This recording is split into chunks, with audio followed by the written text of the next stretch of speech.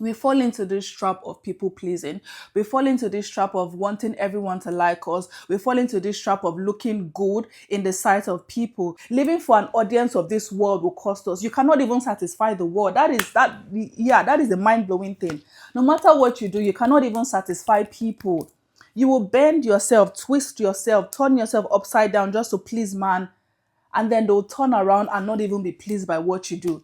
So no matter how much you strive, no matter how much you want people to like you, no matter how much you want to fit in, most times you end up not even fitting in. And you end up even losing yourself in the process because you become who you are not. You become who God has not called you to be. And if we have the mindset of living for an audience of one, our life will be so much simple. Good God, oh, you be good God. Hey guys, welcome back to my YouTube channel, or if you're new here, a very, very warm welcome to you. In today's video, I'm going to be sharing on how we can live for an audience of one. We live in a society whereby most of us do things so we can be recognized by people. Most of us do things so we can fit in or so other people can leave us. But as believers, God is calling each and every one of us to live for Him and Him alone. He is the only audience we need to please. We're not looking to please anybody. I think if our focus is on pleasing God, there are certain things that we would not do. There are certain things that we would not say. There are certain places that we would not go to because our focus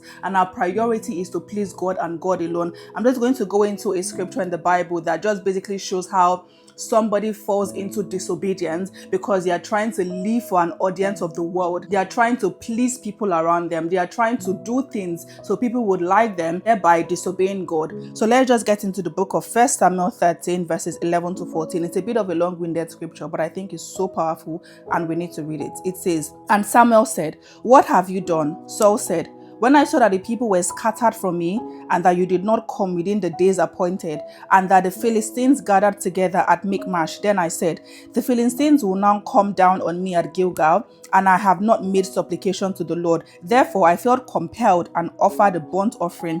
And Samuel said to Saul, 'You have done foolishly. You have not kept the commandment of the Lord your God, which he commanded you. For now the Lord would have established your kingdom over Israel forever. But your kingdom shall not continue. The Lord has sought for himself a man after his own heart, and the Lord has commanded him to be commander over his people, because you have not kept what the Lord commanded you.'" Whoosh. So we see how pleasing people, we see how living for the world cost us our relationship with God. It cost us our intimacy with God. In this passage, Samuel wanted to please the people around him more than he wanted to please God. God had given him an instruction, a very clear instruction for him to follow to the T. But because of the pressure of the world, because of the pressure of the people, Saul decided to go ahead and do whatever he wanted to do. Let's just jump to 1 Samuel 15:24. Then Saul admitted to Samuel, "Yes, I have sinned. I have disobeyed your instruction and the Lord's command, for I was afraid of the people and did what they demanded." So we can see here he's admitting his fault. He said, "Yes, I sinned. I disobeyed God's instruction and the Lord's command." Why?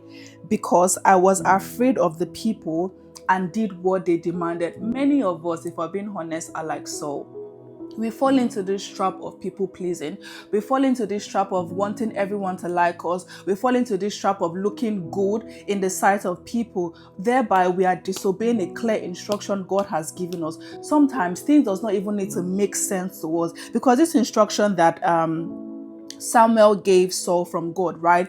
In his head is like, well, I'm going to do this, but at the same time, I'm getting pressured from the people, the soldiers, right? From the people he went to battle with. They were pressuring him. Samuel had asked him to wait, but he couldn't wait, and he went ahead and sacrificed and did what Samuel asked him to do, but at the wrong time. So I think this should just be a lesson, right? And a nudge to us to always obey God's instruction to the T.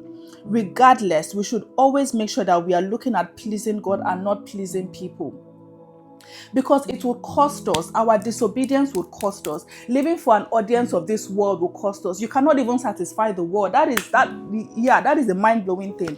No matter what you do, you cannot even satisfy people. You will bend yourself, twist yourself, turn yourself upside down just to please man, and then they'll turn around and not even be pleased by what you do. So no matter how much you strive, no matter how much you want people to like you, no matter how much you want to fit in, most times you end up not even fitting in. And you end up even losing yourself in the process, because you become who you are not. You become who God has not called you to be. And if we have the mindset of living for an audience of one, our life will be so much simple. And I'm also speaking to myself, because I've also fell into the trap, or I've fallen into the trap of wanting to please people, wanting to fit in so people would like me, to fit in so people would recognize me, to fit in, just for different wrong motives, basically. And sometimes we always have to check the posture of our heart. We always have to check the state of our heart at every given time. Are you doing what you are doing so people would like you? Are you doing what you are doing so people would recognize you and give you accolades and say, well done, congratulations, thank you, and all of those nice stuff? Those things are good. And I feel like it will be a ripple effect from our obedience to God and from living for an audience of one. Because if God has called us to do something and our focus is to please God, our focus is, okay, God, I'm doing this for you and you alone, regardless of what everyone else think, I do not care, right? Regardless of what everyone else says, I do not care. If Saul had waited for Samuel to come, those people would have even respected him more. But if you read the following passage, those people even deserted him. After he had gone backwards, after he had disobeyed God for them, they even just left him. So I think most people would even respect us more, and they would even appreciate us more, and they would rate us more if we do not even send them, if we don't even care about what people think. What would people think? What would people say have held so many of us down from living the life God has called us to live, from living for an audience of one? So I just brought this word to encourage as many people that would want to hear it. I think we all fall into that trap, like literally all of us fall into that trap of wanting to please people. I mean, we live in this society where it seems like you have to do things so people would like you. You have to do things so you can fit in. You have to do things for the applause, for the accolades and whatnot. But God is calling each and every one of us to live for an audience of one, to please Him. Once you can please God, every other person would be all right. Literally, everybody else would be all right. Our focus, our priority should be to please God and God alone. We cannot disobey God trying to please man. It doesn't even make sense, right? It would hamper our relationship with God, trying to please people. Even the people we're trying to please most times will not even be pleased with us. But if we just prioritize and focus on pleasing God, I believe everybody else will be all right, right? I believe everybody else will be fine.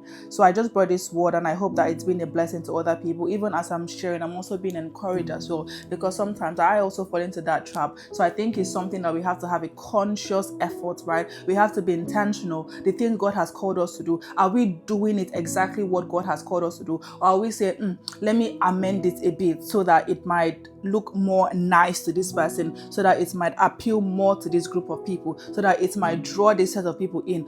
Instead, let us just do exactly what God has called us to do, and it will hit whoever it needs to hit. Whatever God has called us to do, it would reach whoever He wants it to reach, without us amending His instructions, without us trying to modify and edit what He has asked us to do. So yeah, I hope this has been a blessing to you all.